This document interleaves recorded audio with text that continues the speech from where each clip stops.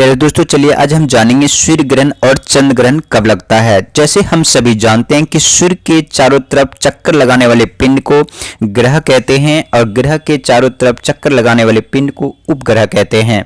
जब सूर्य और पृथ्वी के बीच चांद आ जाता है तो इस स्थिति को ही युक्ति या फिर क्या कहते हैं, कंजंक्शन कहते हैं। और यह कब होती है तो ये अमावस्या के दिन होती है। इसी स्थिति में चंद्रमा की छाया पृथ्वी पर पड़ती है, जिससे सूर्य ग्रहण नहीं होता है। अगर यूं कहा जाए कि ये हमारा क्या है, सन है, यानी कि सूरज है, ये हमारा चांद है और ये हमारा पृथ्वी है। मान लिया जाए सूरज की रोशनी यहाँ से पड़ेगी, कहाँ से, सूरज की रोशनी जब यहाँ से पड़ेगी इस तरीके से, तो पृथ्वी तक नहीं आ पाएगी क्योंकि बीच में चांद है। यानी कि सूरज को कौन ढक लेगा, चांद ढक लेगा। जिस प्रकार आप इस यहाँ पर इस फोटो में आप देख पा रहे होंगे कि सूरज के ऊपर चांद आ गया है। तो सूरज के ऊपर चांद आ गया है तो पृथ्वी पे जो व्यक्ति है उसे सूरज दिखाई नहीं देने लगेगा।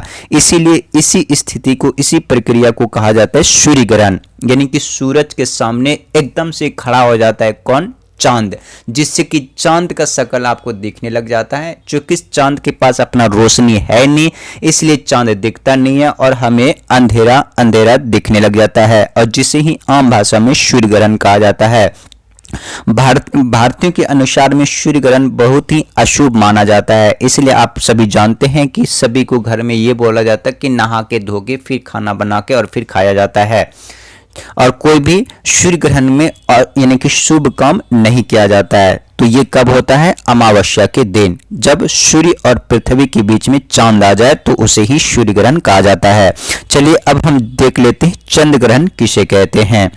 तो जैसे यहाँ पर देख पा रहे होंगे आप, इसी प्रकार जब सूर्य और चंद्रमा के बीच पृथ्वी आ जाती है, अब तो इससे पहले नहीं कि सूर्य ग्रहण में सूर्य और पृथ्वी के बीच में चांद आ गया, अब ये सूर्य और चंद्रमा के बीच में कौन आ जाएगा, पृथ्वी आ जाएगा, जिसके कारण यानी कि उसके ऊपर, किसके ऊपर, चांद के ऊपर रोशनी नहीं पड़ेगा क्योंकि पृथ्वी क्या करेगा, बीच में ही खड़ा हो जाएगा, जिसके कारण हमें चांद नहीं दिखेगा और उसी को ही हम चंद्र ग्रहण कहते हैं। और ये कब होता है, ये होता है उस स्थिति को युक्ति यानी कि अपोजिशन कहते हैं, और ये पूर्णिमा को ही होती है। इस स्थिति में पृथ्वी की छाया चंद्रमा पर पड़ती है, जिससे चंद्र ग्रहण होता है। ठीक है, अब सर बात आती है कि ऐसा क्यों होता है, क्योंकि देखिए चांद के पास अपना रोशनी नहीं है, तो फिर सर हमें दिखता कैसे है। तो सूरज की रोशनी जब चांद पर पड़ती है तो वहां से वो रिफ्लेक्ट होती है, जिससे कि हमें रात में प्रतीत होता है